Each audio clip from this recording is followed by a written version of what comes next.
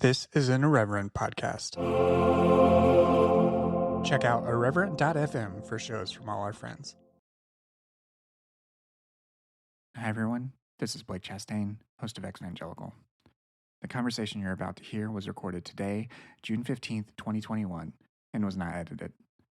I spoke with Emily Joy Allison about what is happening in Nashville, Tennessee at the Southern Baptist Convention. Emily is the person to talk to about these issues because she is the creator of the Church2 hashtag and has been a consistent advocate for those who have suffered abuse in church environments. I do want to let listeners know that this conversation does come with a trigger warning in regards to child sex abuse or any other type of sexual abuse or misconduct in religious or church environments. And we also do touch on elements of racism as well. This is a wide-ranging discussion, and I really don't want to preface it much more, other than to say that I was very thankful to be able to talk to Emily about her own experience within these traditions, as well as some recent direct action she's also taken that is tied to her work advocating for Church2. So without further ado, let's get right into the conversation. As always, you can follow me on Twitter at brchastain. You can follow the show on Instagram and Twitter at exvangelicalpod. You can leave a rating for the show on Apple Podcasts if you're on those platforms. And if you want to directly support the show, you can go to post-evangelicalpost.com and sign up for a paid subscription. All right, let's get into it. Hello, everyone, and welcome back to Exvangelical. I have with me a return guest, Emily Joy Allison. I just spoke with her a few months ago about her book, Church2, and I am happy to have her back and give some context to the things that are happening in her town of Nashville, Tennessee, where the Southern Baptist Convention is taking place. Welcome back to the show, Emily. Thank you for having me again. Yeah, I wish we didn't have to so frequently talk about this stuff, but unfortunately there is no deficit, so... Yeah, we always talk about the most fun things on this show. Yeah. So, but that seems to be at least our public bailiwick. So I want to give a little bit of context for those listeners who may not know who you are. You are the creator of the Church2 hashtag, which has led to a lot of discussion and controversy and back and forth in the Southern Baptist Convention, as well as other denominations here in the U.S. and around the world. Can you summarize for the listeners quickly just how that started and what the intent of that is, and then we'll get in through our conversation about how that is playing out today? Yeah, I mean, so I guess like kind of elevator pitch wise, Church2 began as a spinoff of the Me Too movement, which a lot of people are familiar with, started by Tarana Burke, I mean, well over a decade ago at this point, working with women of color who have been survivors of sexualized violence, and then kind of went viral in the fall of 2017 online and led to a lot of allegations of sexual abuse against men in Hollywood, men in Washington, this sort of thing. And so during that same time frame, I came forward with my story of being groomed for an abusive relationship when I was in high school by a much older youth leader who was in his 30s who kind of took advantage of me in that way. And when I came forward, a lot of other people started talking about how like they had similar experiences with that sort of thing. And so out of that, Church2 was born and kind of became a place. Really, the intention for it was to provide a space for folks who have this very specific experience of religious sexualized violence to both just cathartically kind of talk about that experience, and then also actively, proactively do organizing, work for accountability for the folks that have harmed them and that sort of thing. So that's sort of the intention behind it. Mm-hmm. Yeah, and that actually has been engaged with in different ways by SBC leadership in particular. Yeah. So how, I mean, that they've not, in the past, they've not engaged with you directly, have they? Well, no. So I think what was interesting about it was because I am queer, there was a lot of hesitancy on the part of evangelical media towards the beginning of this. to kind of engage with it directly. So for the first few months, secular media was on it. I did interviews, in all kinds of secular media outlets, but Christian media didn't want to touch it with a 10-foot pole.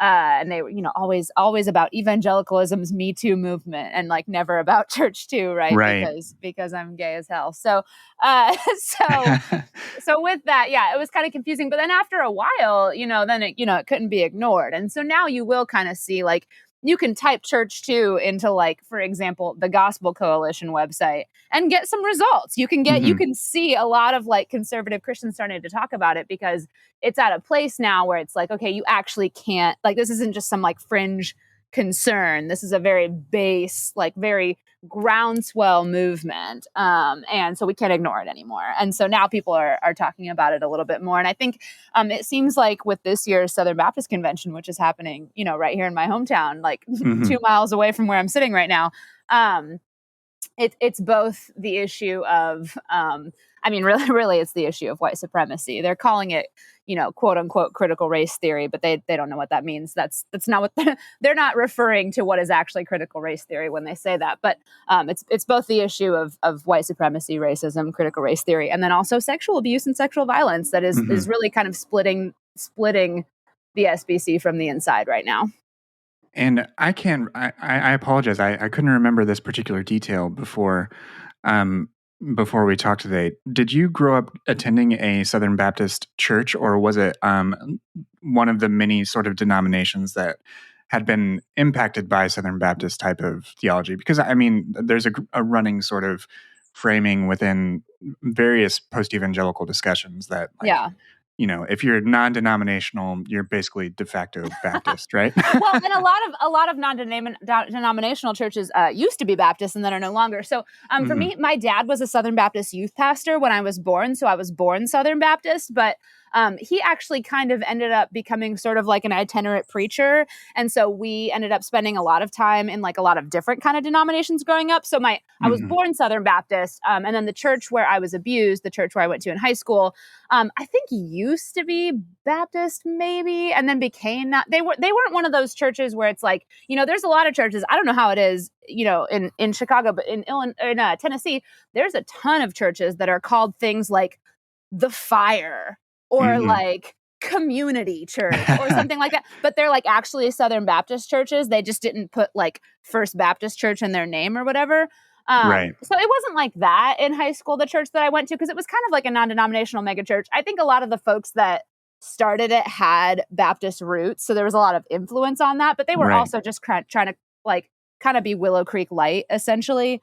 So I was born Southern Baptist, and I have a lot of Southern Baptist, like influences and roots throughout my life. Yeah. Yeah. And I did want to sort of ask that question just to ground your own personal experience as well as. Oh yeah. I'm not coming to it like from an outsider perspective of someone who's like never darkened the doors of a Southern Baptist church. No, this is like part of my heritage. Right. Yeah. And it does also, just as you explained, their influence does go beyond even the 14.5 million Southern Baptists that are represented within the convention. Absolutely.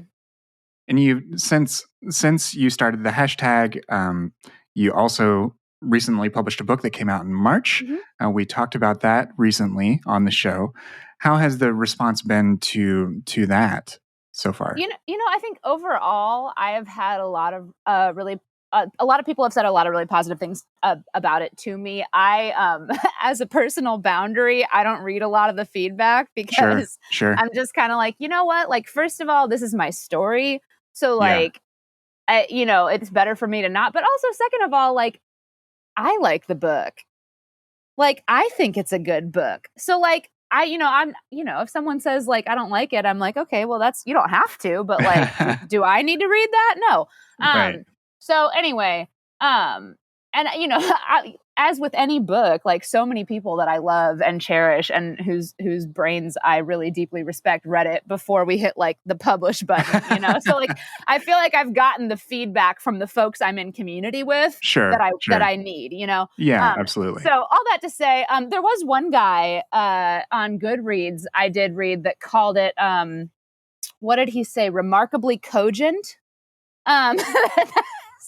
Just, it was so remarkably cogent. My book is, according to some guy on Goodreads. So there's that. But yeah, no, all jokes aside, I have gotten a lot of like really positive feedback on it, and a lot of people who have said a lot of really kind things about it. And I kind of feel like, the reason I wrote it was not really so much to like, I didn't write it for churches. I didn't write it for pastors. Mm-hmm. Like, I wrote it for survivors. And so when people who are survivors come to me and say like, hey, like this book made sense of my experience, this book gave me language to like talk about what I have been through. I mean, that's the whole thing. That's the whole point. So like at that point, I'm like, even if it's just that for one person, then I've done my job, Yeah, absolutely. I feel very similarly just about all the sort of very, very vulnerable things that people publish about their experiences within the church.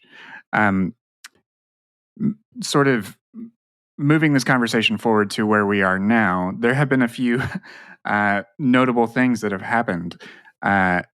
Beth Moore left the church, the Southern Baptist Church.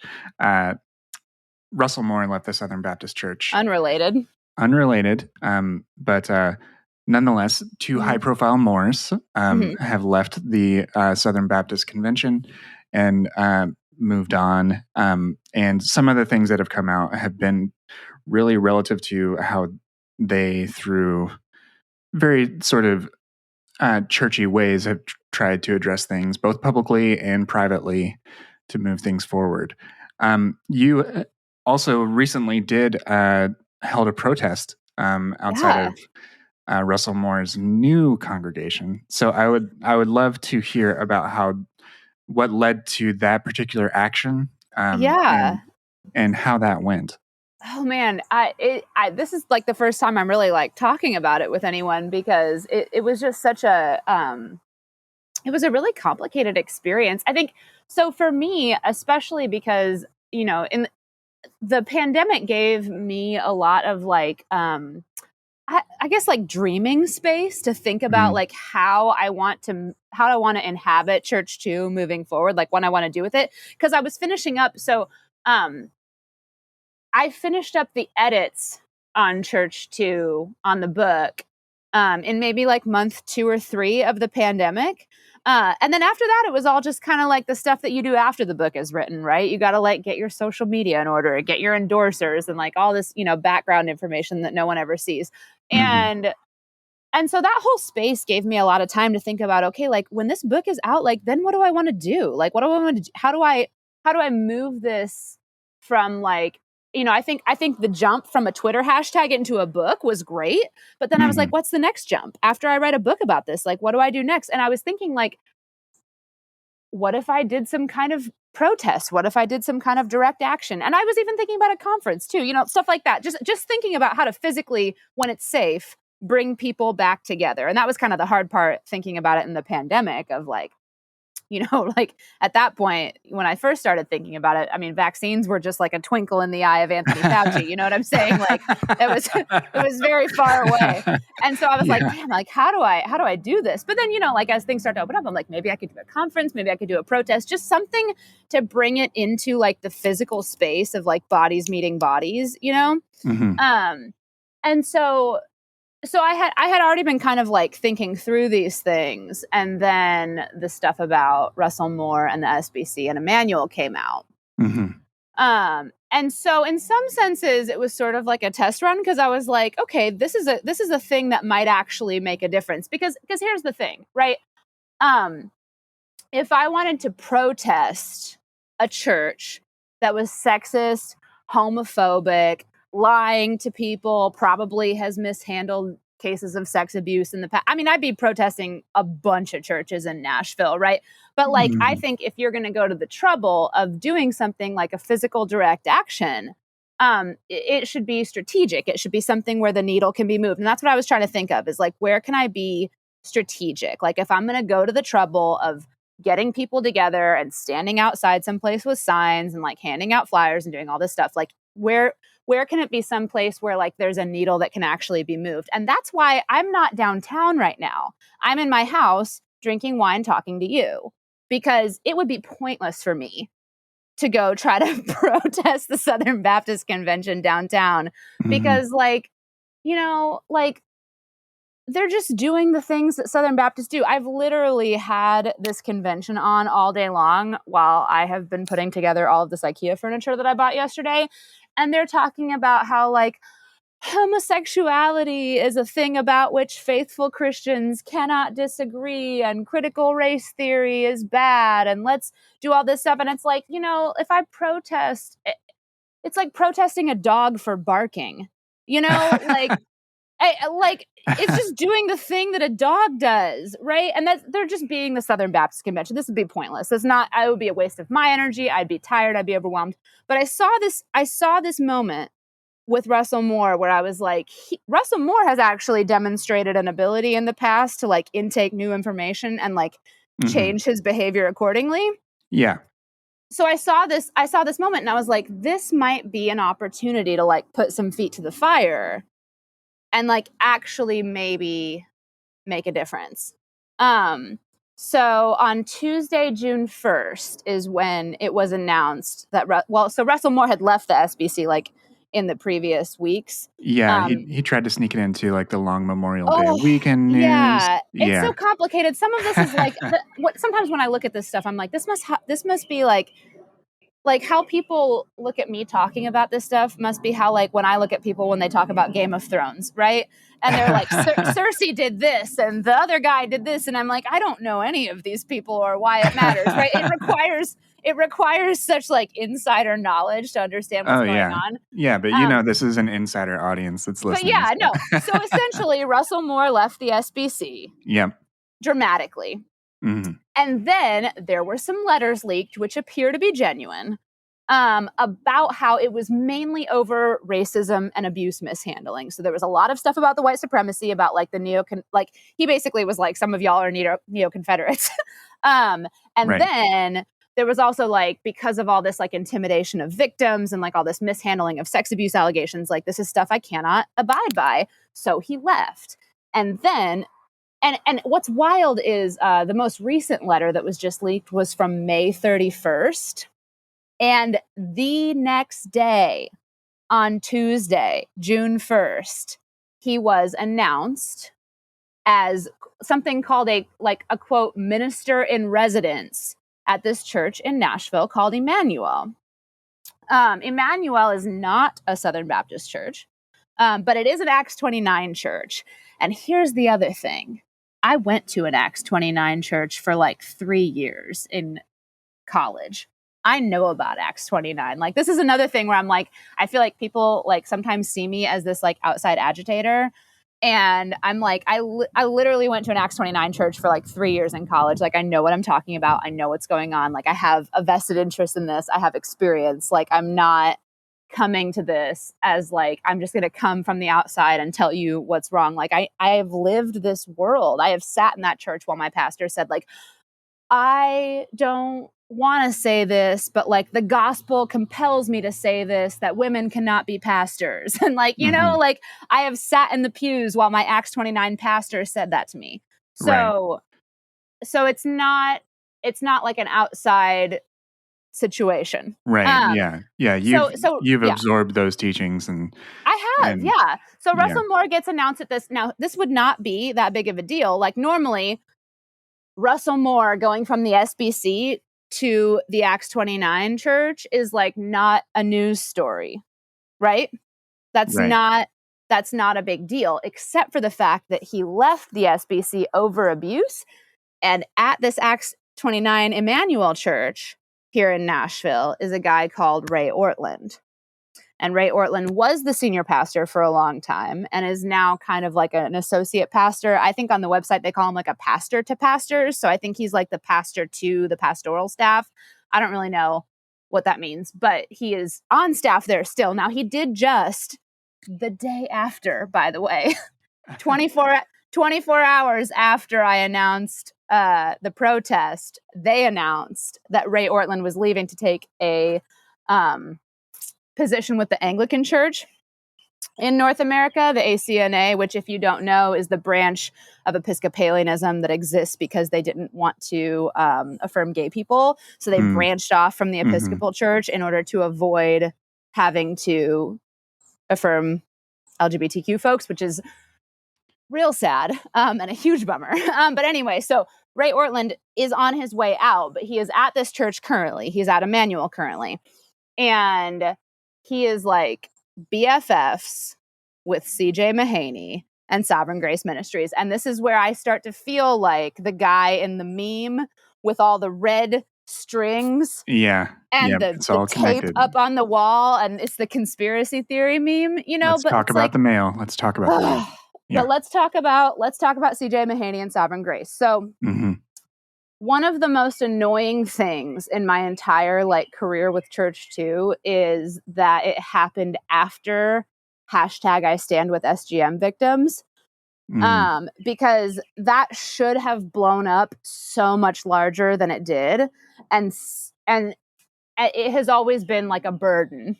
This is like me getting evangelical, but it's always been like a burden on my heart that I stand with SGM victims happened before Church 2 because it didn't get the media attention that it deserved.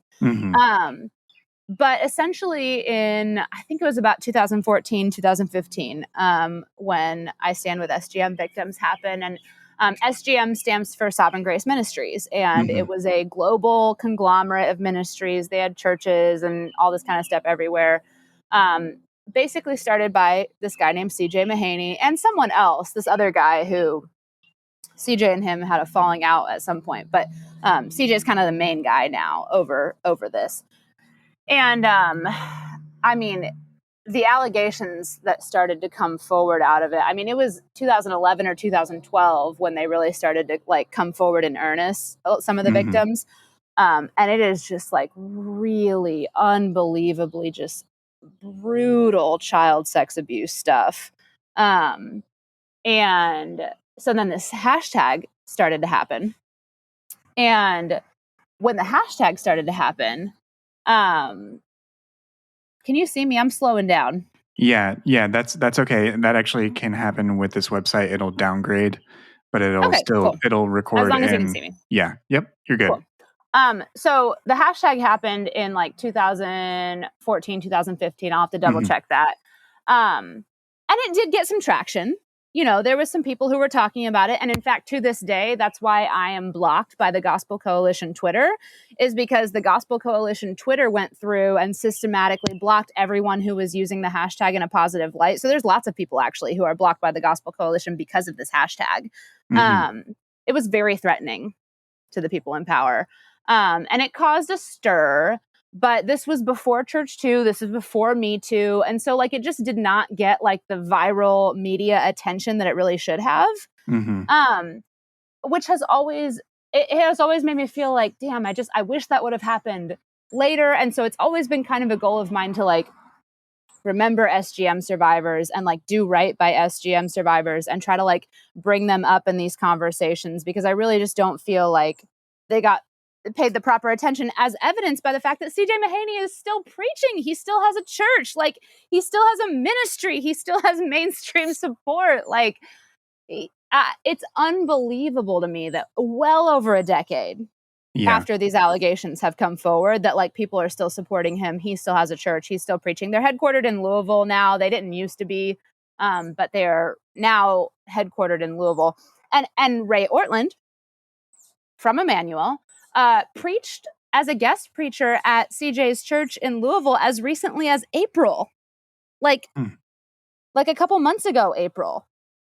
And so it's really weird, right, for Russell Moore to be you guys are bad at handling sex abuse, and then jump in bed with this church, Emmanuel, where one of the pastors, who was the senior pastor for a long time, is best friends with this guy and preached at his church, where they have systematically hushed child sex abuse allegations for years. It's very, very, very weird and not at all clear that Russell Moore has principles. So that's when I started to see. I realized what was happening, and I saw all this media going, oh, Russell Moore has a lot of principles. Russell Moore has values. He left the SBC over the racism. He left the SBC over the sex abuse. And I was like, okay, yeah, but then he jumped back in bed with the church where the guy's friends with people who like cover up child abuse on purpose. And so that's kind of what got me thinking about making the protest, because I was like, this is a difficult thing to explain. And as you can tell, I've been rambling about this for like 10 minutes at this point. It is hard to explain. It requires a lot of backstory to explain what's going on. Right. But I saw this opportunity and I was like, I think that there's a possibility that if we tell people about this, if we make a big deal about this, if we don't just let it slide, if we don't just, there might actually be something to be done here.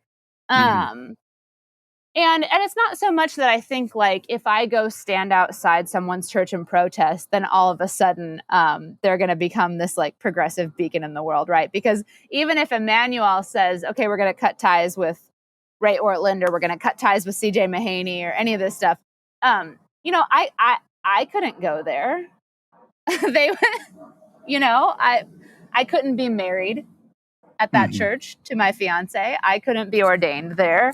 They're still very sexist. They're still very, very homophobic. But I was like, even given that fact, the victims of Sovereign Grace Ministries deserve more than that. And so that's kind of why I did it. Yeah. So so on Tuesday, June 1st, it was announced. And by Sunday, June 6th, we were protesting outside the church. Yeah.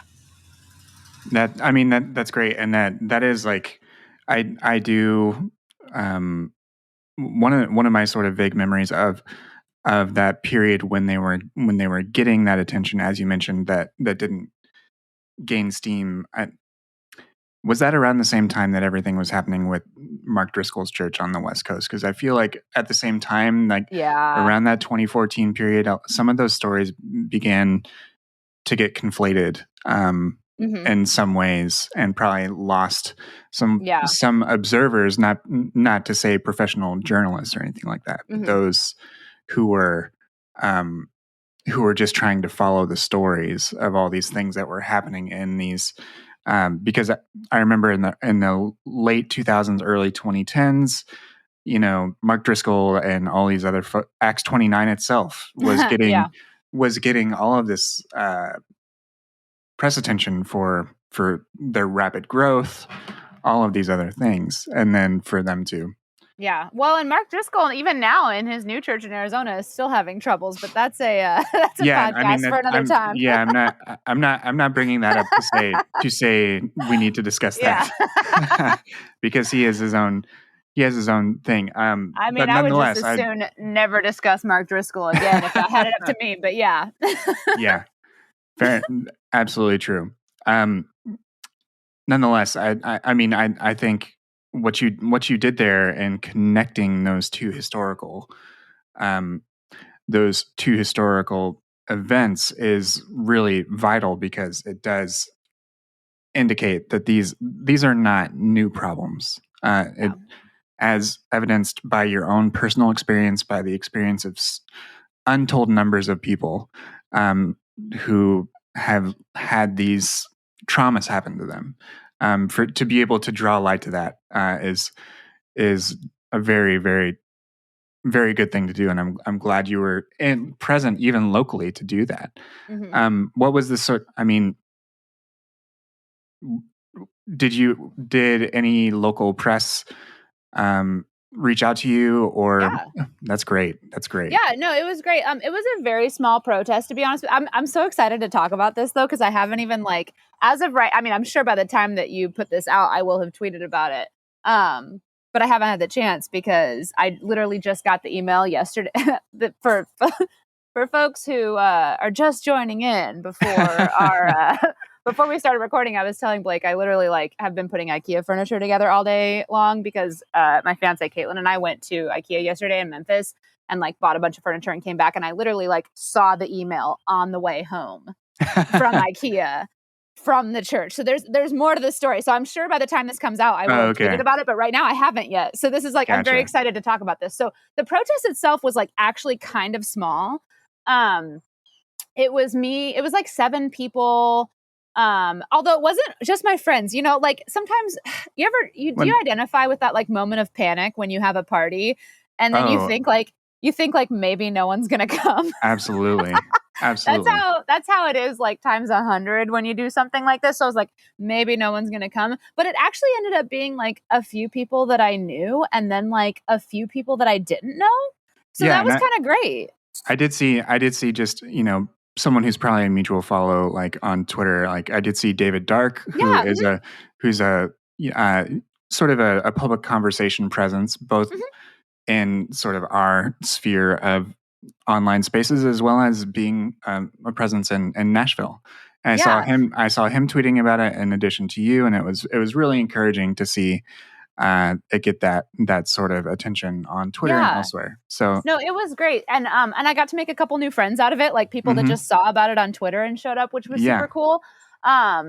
And then we did have a reporter from the Tennessean come out, and I think with the Southern Baptist Convention being so close, what she told me, her name is Holly, and she's lovely, from the Tennessean, but I think coverage of our protest is going to be lumped in with coverage of the SBC today and tomorrow. So today was their first day, tomorrow's the second day.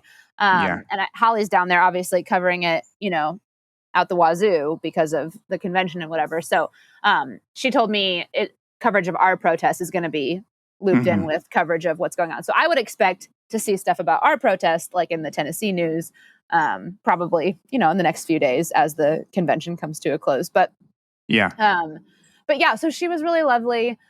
So we did have the Tennessean come out, and then we had the 7 of us, and we had flyers to pass out. And I would say maybe like, I don't know, maybe like half a dozen folks from the church spoke to us, which is like, you know, I don't know how big they're in person. I think on the online it says they have like 1,000 people that go there. I don't know how accurate that is for like pandemic numbers, like how many people are coming, you know, in the first few weeks after people are vaccinated. I really don't know. But it was maybe like a half a dozen folks from the church that came out to the sidewalk and talked to us. And they were mostly like really kind and curious and courteous and really, I feel genuinely wanted to know what was going on. I think it was a little weird because like, especially, you know, man, older men in public are just so weird anyway. Like, you know, even when you just like go to Walmart and older men just feel like the need to speak to you, but then especially when you're protesting their church, they're super weird.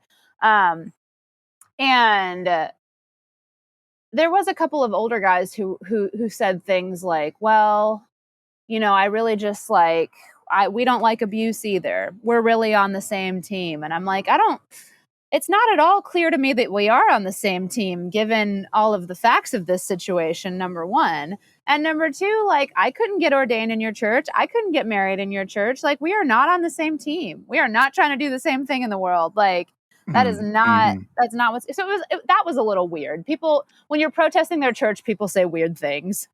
Because they're deeply uncomfortable and they're trying to figure out a way to mitigate their discomfort and like ask you to mitigate their discomfort. And so I tried really hard not to do that because when people in public ask me to mitigate their discomfort and they deserve to be uncomfortable, it's my sincere belief that like you should be uncomfortable. So I'm not going to make you feel better. But other than that, it was like the people that talked to us were very kind. And very curious about what was going on, and overall, you know, we're very, very hospitable. That's great. I'm glad to hear that was that was how it was received overall, despite some weird conversations here and there. I do want to talk in the second half of our conversation really about what's going on down the road from you, SBC 21, because what we're seeing. Can we talk about the email first? Oh, sure. Yeah. Oh, yes. So I want to talk about this. Then we can talk about the SBC. Okay.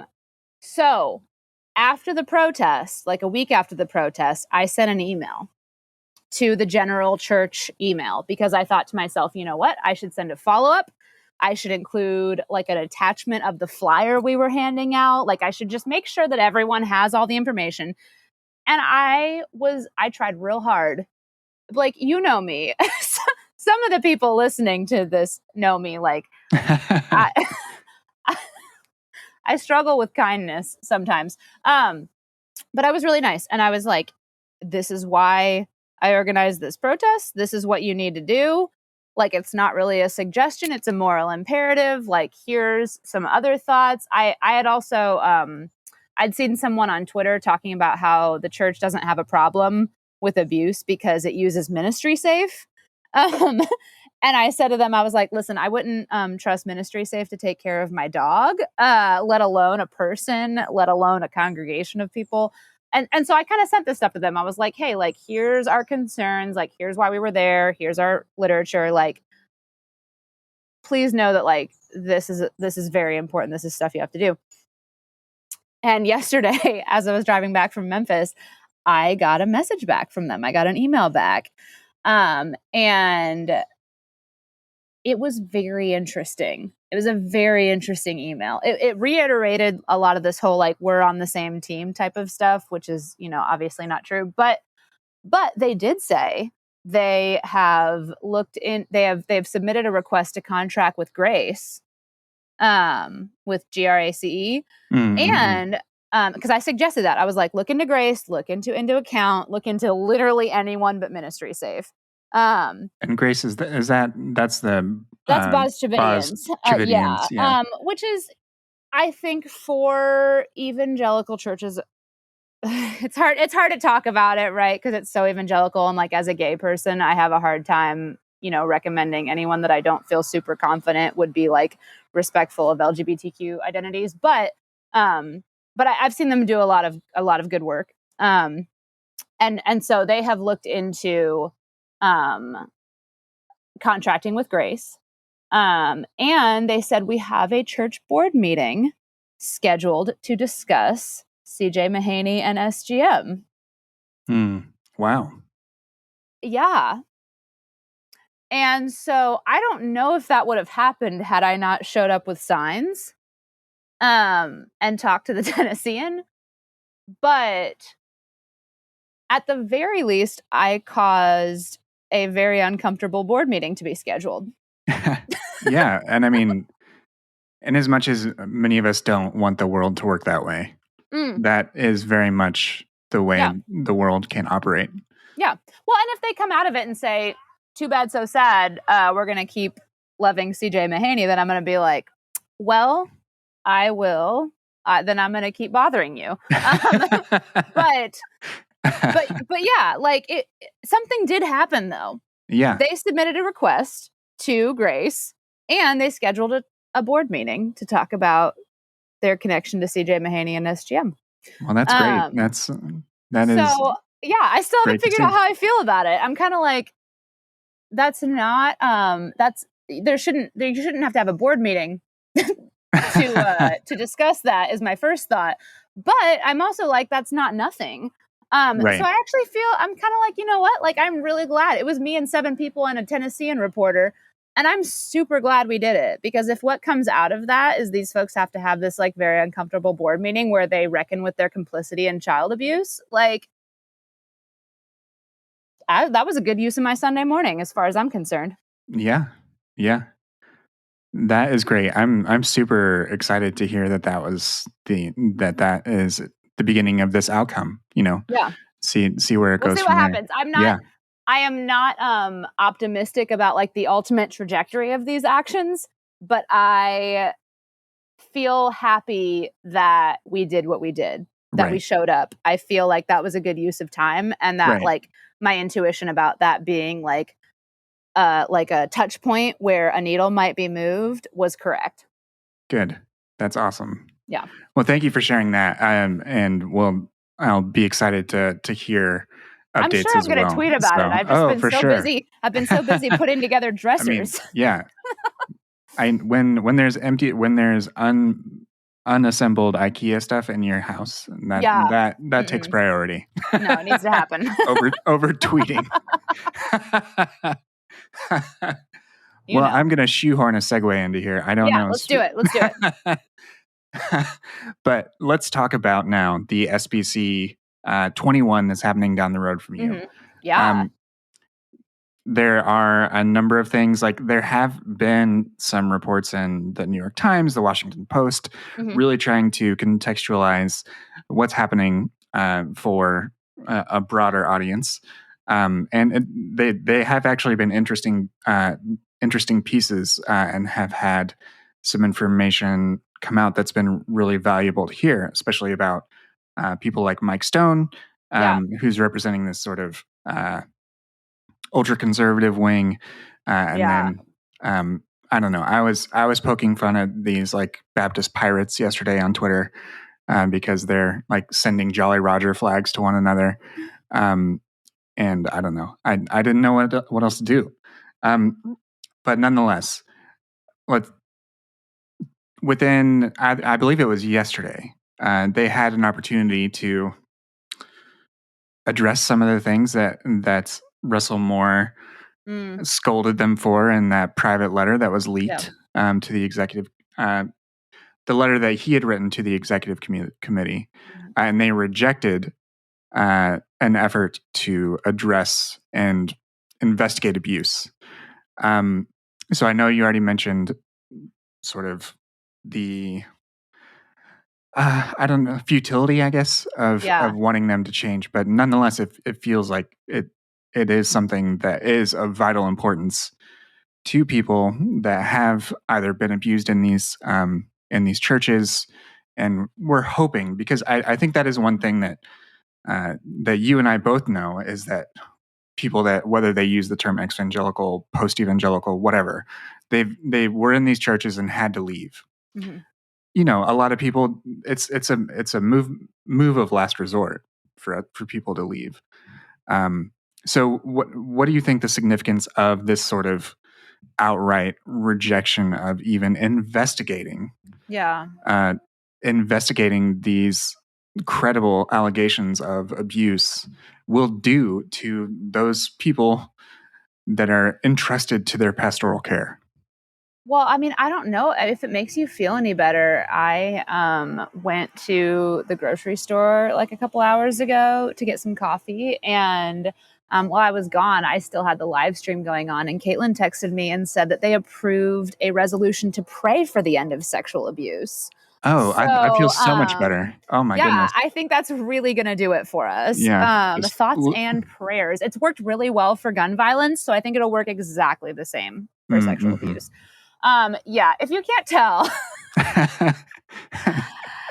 we're feeling cynical up. I think really the thing that makes me so angry about this kind of stuff is like, it would be so laughably, hilariously bad if it weren't for the fact that there are actual vulnerable people still in these pews, like still being affected by this. Like, when you're out of it, when you get out, you're like, these people are so ignorant, LOL. But like, there's people in the pews who are still being affected by that. And I think that's like the hardest part, is like knowing that, like, as much as I wish like I could just not give a shit about like what the Southern Baptist Convention is doing in my town this week, like, I know how many did you say? 14.5? Like, I know that like what the Southern Baptist Convention is doing in my town this week is going to affect 14.5 million people, because policy is real and policy is a justice issue. And so like, even though all of this stuff is just like wild, and like, you know, my gay ass is like sitting there like listening to JD Greer talking about how like homosexuality is an issue about which faithful Christians cannot disagree. And I'm like, most of my classmates in seminary are like queer Christians who are much better Christians than me. And like, you know, like, it's so ridiculous. It's a ridiculous, laughable statement, but there are people in the pews who are like really affected by that. And that's what makes it serious to me. So I just get really angry. It's like, it's hard to talk about, I think, because it's like, I would just as soon never talk about any of these crusty dudes ever again, but they are affecting queer folks. They are affecting people of color. They're affecting women and children. And like, and what the decisions that they're making about this type of stuff like really does trickle down into like tangible differences in justice for real life people. And so like, yeah, it's just, it sucks. Like it really sucks. And that's where I'm kind of just like, I'm just going to keep doing what I'm doing, like head down, hand to the plow, like, because I want to be available for these folks when they start to Google, you know? Yeah. There we go. My phone rang. I want to be available for these folks when they start to Google, when they start to figure out, you know, what's going on. Like I want to be there and be welcoming and be open armed. Right. But yeah, it's hard to watch like for that reason. I do think one really just like shout out to therapy. I'm able to watch the Southern Baptist Convention and not like burst into tears or have a panic attack, right? Because I'm like, this is actually just wild. But it's hard. It's hard, and mainly I'm watching it to be able to know what the hell I'm talking about in the weeks that follow, when we find out just exactly what these policy decisions, like how they trickle down and affect real life people. Mm-hmm. And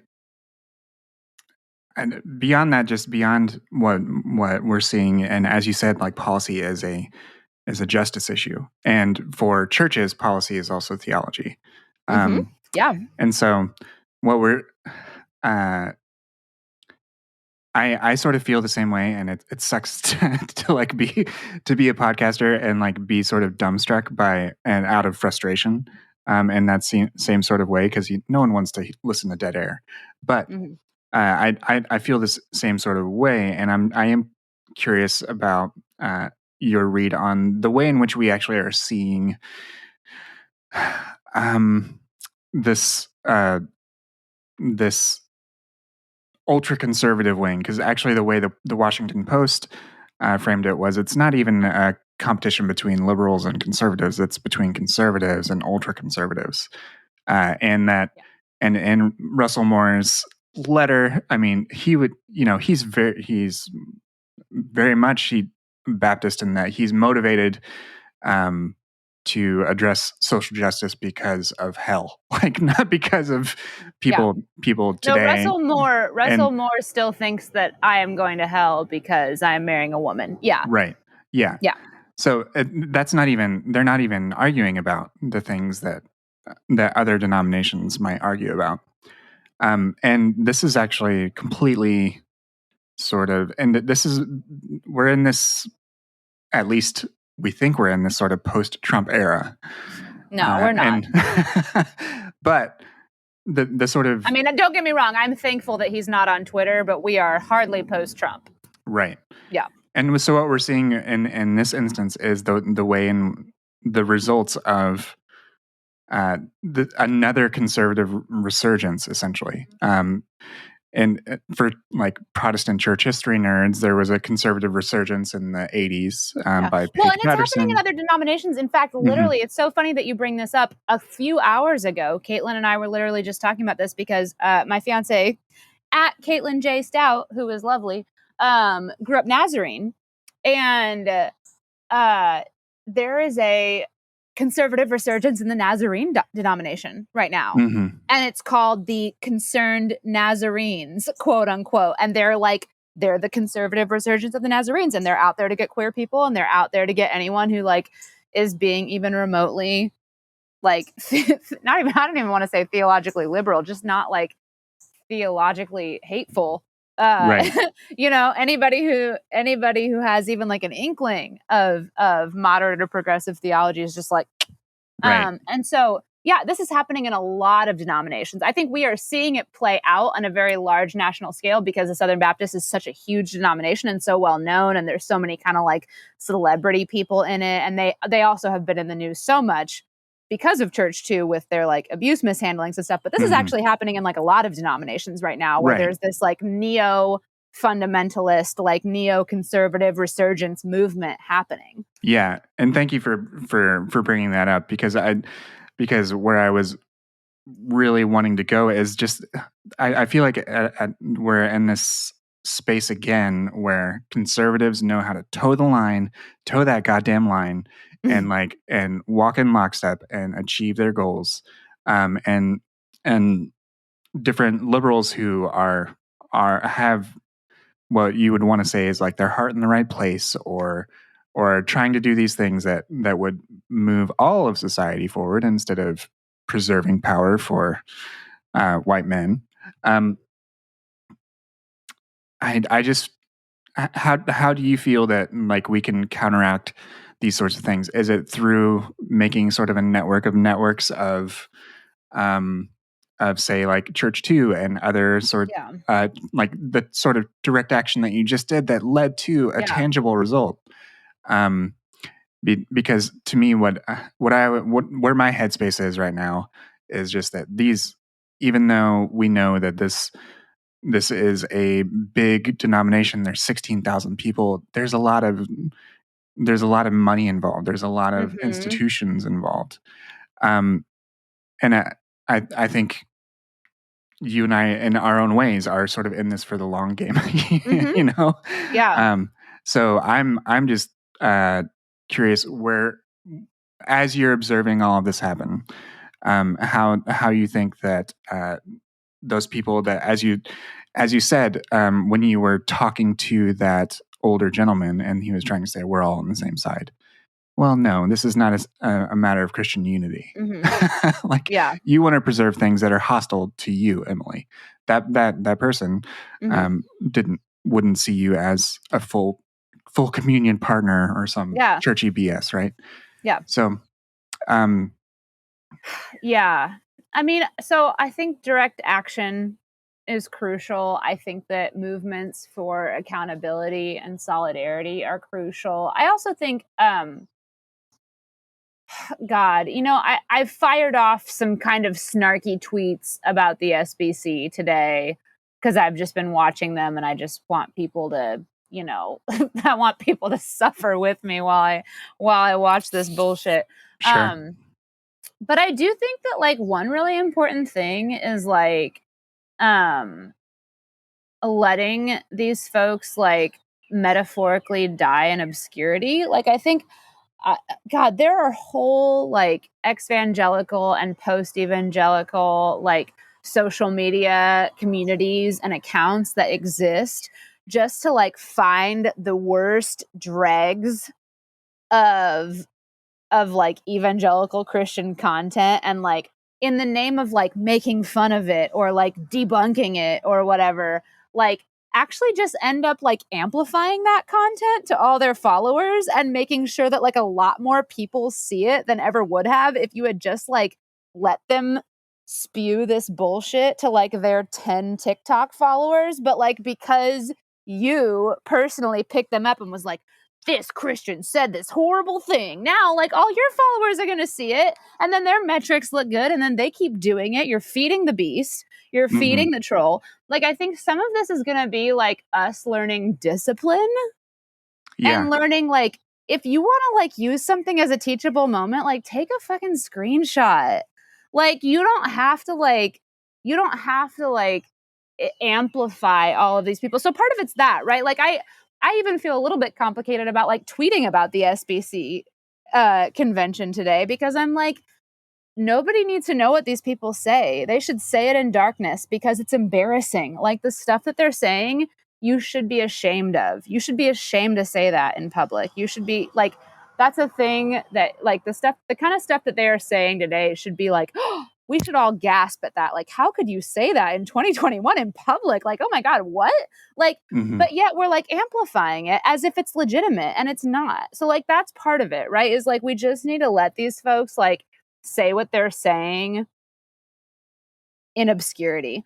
And so that's part of it, I think. I mean, yeah, I know it's a big question. It's not necessarily. Yeah. I mean, this is the sort of headspace I've been living in for the last few months because I'm working on a book proposal. I'm working on the next season of my other podcast that's all about media. So like to me, it's Blake, I took a class this past semester at Vanderbilt on theology, visual culture, and new media. So if you want to like talk about it, I can send you like the syllabus and like the sources and all that kind of stuff if you want to like look into it. But yeah, Absolutely. I do think also like just historically, I think like if you look at like politics between like Republicans and Democrats, like Republicans are always thinking like 20 years longer than Democrats are thinking. Right. And that, to me, that's the issue. Like, to me, like one of the things is that we still use, even liberals use Republican framings. and they concede. They have the conversation on the terms of the Republicans, and I'm like, I don't even want to have the conversation like that. I'm not. And it's present in conservative theological groups too, because what they've done is they will co-opt a term like woke, like cancel culture, and like now critical race theory. Yes, now like CRT. That's the next thing. They will do it to the degree that people become inoculated to the meaning of the term, and then people don't want to freaking hear it ever again. Well, and before critical race theory, it was intersectionality, because I just tweeted about this like a couple days ago, but periodically I will go and do like clinic greeting at Planned Parenthood.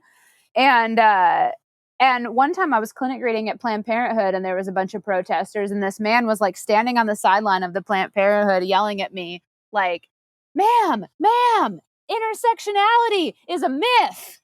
And I was like, are you saying that because I look gay, because I have tattoos? Like, why are you trying to, what made you think you want to yell that at me? Like, it was just, it was so confusing. And intersectionality was that, and now it's critical race theory, right? But like, yeah.